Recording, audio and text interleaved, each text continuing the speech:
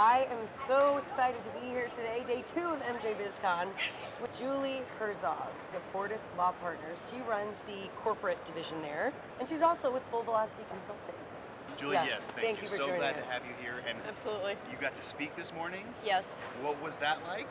I loved it. I was able to help companies just prepare for a sale and to get as much money as possible, right? Yeah. Companies are so focused on building their brand, right? It's all about brand and sales and their product, but a lot of times they forget a lot of critical aspects for their business that are going to either make or break their deal. So helping them just navigate the market, understand what buyers are looking for today, and then how to get through all the complexities of cannabis, and then what are the 9 kind of things that they need to focus on to be able to make sure that when they're ready to sell, they can get top dollar. I can only imagine that that is like sweet relief to someone, like an entrepreneur in cannabis, especially if they're from the growing world or the scaling of that world. That is what they know. And so I imagine that when it's like, holy shit, it's time to talk merger, what do I even do? So I'm glad you're out there, able to help them with these monumental steps. Yes, and we developed a section on our website actually on Fortis Law Partners with the materials that a buyer would provide to you if you're looking to sell your company. Okay. So people can just go onto our website and download like a due diligence request list, for example, that a buyer would send you. So that people can download that today and sit down with the right people on their team and look at, are we prepared? Do we have our ducks in a row today? Because it's so much easier to do it on the front end than when a buyer's already knocking on your door. Right, like a little field guide. Exactly. Wow. Yeah. That's incredible. I mean, we know so many businesses in Texas, so many hemp businesses in Texas that are so excited, doing really great things. They're building their brand, and they dream of that day where they get to be, acquired. And it's like there's a million jobs for the business owner. You don't think about the little things that will trip you up later on.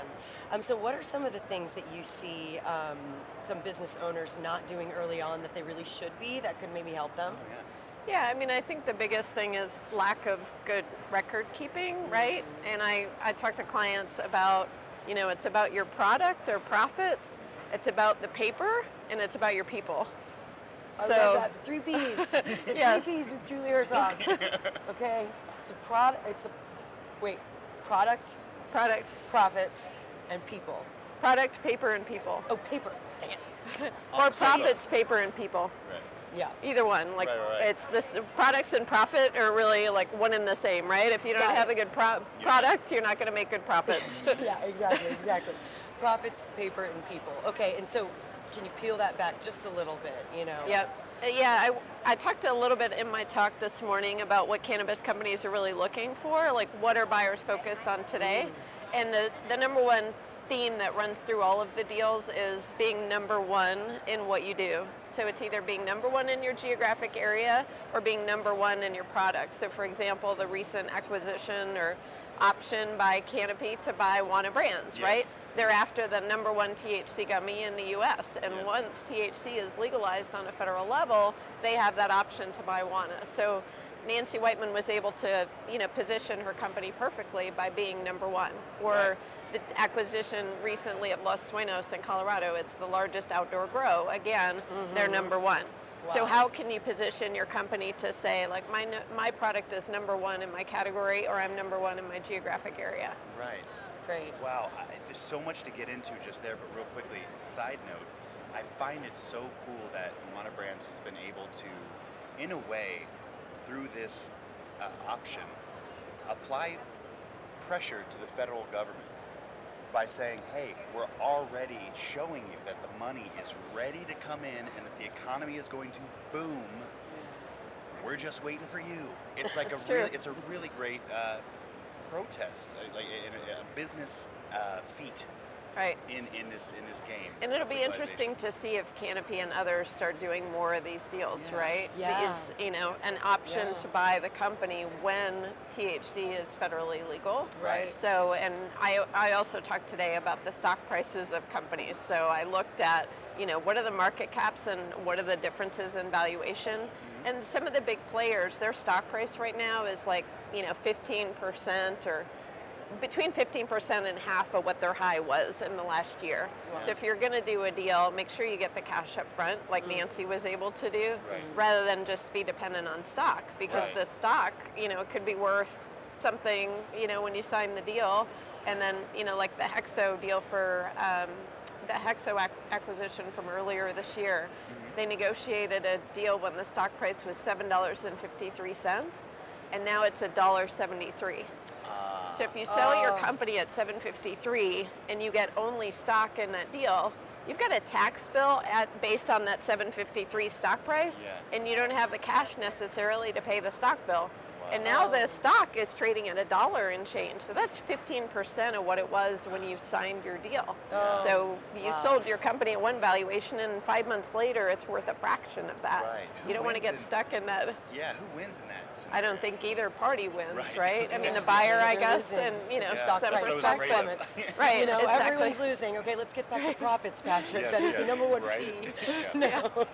God, it really stinks, but that's it's such a great tip, and it's such a great, I guess story to tell early on to a business owner. Make sure that that you get that cash up front for what your company is valued at. Right. Okay. And the second thing you said was paper. Yes. I'm assuming it's all about the data. It's all about the record keeping. What Absolutely. are you seeing? What's good Yeah. record keeping and data? What are some horror stories? Right. Well, and when I talk to entrepreneurs, I say get the right people on your team, right? Because entrepreneurs they're the visionary. They love building the brand. They're not the ones that should be sitting down and being worried about the paper or the record keeping, right? Right. There are people that love to do that kind of thing. They love to be organized. They love to kind of cross the T's and dot the I's. You just need to have at least one person on your team that loves doing that kind of thing.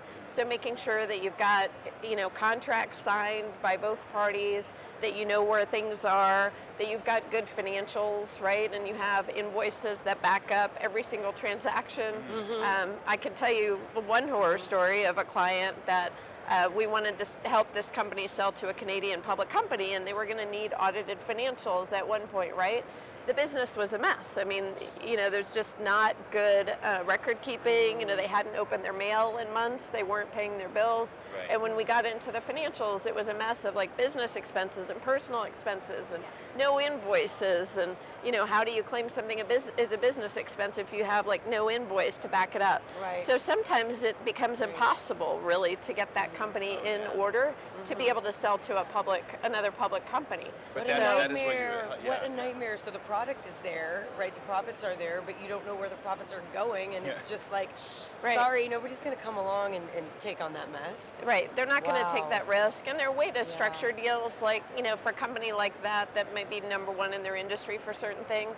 A buyer will come in and they will only buy that particular asset, right? So maybe it's the intellectual property that they have or the websites and the website traffic, but you're not going to be able to get full value for a company. And the buyer is going to want to leave all the liabilities behind with the seller. Yes. They're not willing to take that on. If it's such a mess that the buyer really can't figure out what they have, they're not going to want to buy the whole company. No. I can that imagine would be, that some cannabis businesses are actually a mess. Are you able to sort of some. detangle that? Yep. Is that part of what you do at your firm? Yeah, if we can't detangle it, like sometimes we can't do anything about what's happened historically, right? If there just aren't invoices and purchase orders and things like that, there's nothing we can do about historical financials, but we can do our best with historicals and then get the client on the right track going forward. right. Wow. I'm proud to announce that when we started our company, our production company, we brought in a CFO nerd type that Yes. we love, and he loves that stuff. Just it's insane to me that I don't even have to think about where I do have to think about where the numbers are, but it's all clean and nice, and I don't have to worry about organizing that. So I'm so glad that you mentioned that. Nobody can do it alone. No entrepreneur can do it alone. I mean, especially not in the cannabis industry. So yeah, bring in the right people. Bring in the nerds who love that stuff. Right, exactly. Let us be our nerds. Yeah, let us be our nerds. Right. Okay, and the third thing you said was people. What if it's a company that is just killing it? And we'll take it back to hemp, okay? Because we're in Texas, and that's really what we're seeing. This hemp company that's killing it, and it's growing and becoming number one in a big region, say in Austin.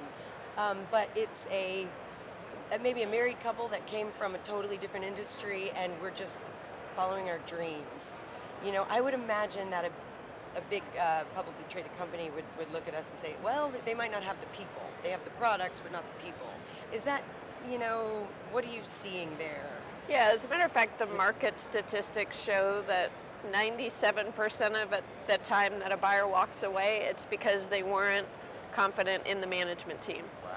So, Wow. and if you can't afford someone or you don't have the need to have someone full-time in the business, then just have someone part-time. Yeah. That's why we set up our company Full Velocity 2.5 years ago, is because we were seeing, cannabis companies where the entrepreneur is very focused on the product, right? And they have this great product and profit, Right. but they aren't, into the finance side or like the operations side or human resources side.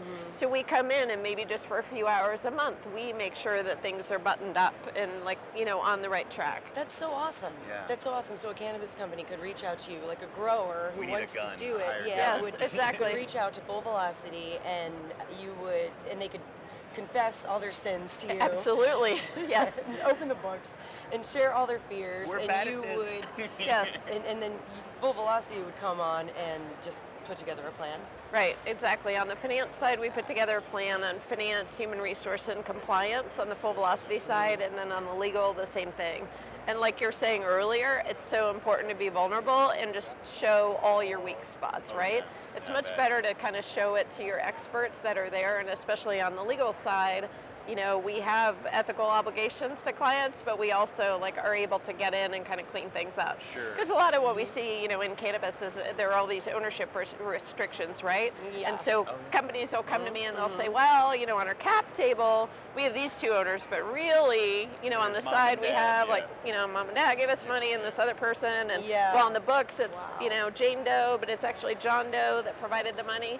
Tell your lawyer all those things so that Right. we can help you, get it cleaned up before a sale. Have you ever seen someone come in with just a lump in their throat and you can tell and then they just get it out and you're like, okay, we can work All with the this. ti- all And the they're time. just like, oh, thank you. Yeah, all the time, and we'd much rather have an entrepreneur be transparent with us than have us get in, because sometimes we Yeah. will get in with clients and we start going through things and they'll tell us on the front end, oh no, we're all set, we've got our books and records in place, Yeah. got good contracts, whatever, and then we find things, and then trust is broken, right? Right. Yes, I want to yes. have a full trust and respect relationship with my Yeah. clients. Yeah. I want them to just be honest with me up front. Better to be honest with me, right? And then we can kind of clean things up the best as possible. Right. And also for a buyer, if you're not showing, true transparency and you're honest with, your operations and all the red flags and Yeah, things like they're not that, gonna have trust. you're not going to have integrity. You're not going to show integrity, and they're not going to trust you. Right. So No. they're just going to ding you on valuation because they don't know what they don't know, right? Right, and they can. So, they can, yeah. They because can. you, as the business owner, can confidently say that this is what it is. Right, exactly. I look at lawyers and the role that you play as the protector of Yes. the business, the protector of the entrepreneur. And I love the experience. We were talking earlier before we started rolling that you focus in cannabis at Fortis. You have a focus, but you work in other industries. So Yes. you have a very broad experience base. Right. And for companies in the cannabis industry, there's so many different companies, right? There's the grower, there's the company that helps with extraction, there's Right. the product company, the The lights. formulation company, the technology, right? Yeah. So there are all these different Yeah. areas that touch cannabis, and it's still important to have experience in the industry Right. because you need to know all the specific nuances of the clients that you might be working with. Yeah. Right. Awesome. What do you think the future of mergers and acquisitions and these type of things in cannabis is? What does that landscape look like to you? I think in the near term, we're probably going to continue to see M&A be strong through 21 and 2022, and more deals like the Wanna Brands deal where you'll see an option up front for buying a company once cannabis does become, or THC becomes legal on the federal level. And then I wonder, once we have, if the Safe Banking Act passes, for example, you're going to start to see a lot more money flow in. And I personally think that we're going to see big pharma take a huge role going forward, because a lot of the products that you see in cannabis and CBD, and you have the button here for psilocybin, like these areas, the reason that these things are so popular is because a lot of the medical benefits or health benefits of these products, right? Right. So They big actually pharma, I think, is the player that we're going to see really jump in to that once we have the federal banking laws, and then once the ownership requirements change, right? Right. Yeah, I mean, I think a lot of people are probably afraid of that, or a lot of the cannabis spirited people are afraid of that. But at the end of the day, if psilocybin becomes legal, it means we can grow it ourselves, Right. personally. Yeah. Right. So that's the one little down at the bottom of the giant's ankle, chink in the armor I see is that big pharma's definitely hedging their bets now Yeah. already, and Yep. they definitely will have some measure of success for sure. But at the end of the day, this is a plant that you can grow for your own medicine. It's That's a right. fungus you can grow for your own medicine. Haha. That's true. Can't take Mother Nature away from us. Yeah. So. Julie, thanks for spending time with us today. Totally. We really just appreciate you and the work that you're doing and helping to protect cannabis entrepreneurs, just be successful. If there's anything that we can do to help you, please let us know. And Thank you. come on down to Texas. Yeah, I'd love to. A lot actually. of folks would love to hear what you have to say, I think, and can learn a lot. Yeah. And I'm just going to say, my future is that we see you next time when we have become a powerhouse in the cannabis media space and we are getting acquired. And we need your help, for sure. Julie, what do you I'd know love about to. media and entertainment? Yeah. No, That would that's be definitely an fantastic. industry we work in, so I'd be happy to help. Great, Fantastic. Great. Awesome. Thank Yeah. you. Thank Great. you so Thank much you. for everything you do. Thank Yeah, absolutely. you. Right on. Let's cut it.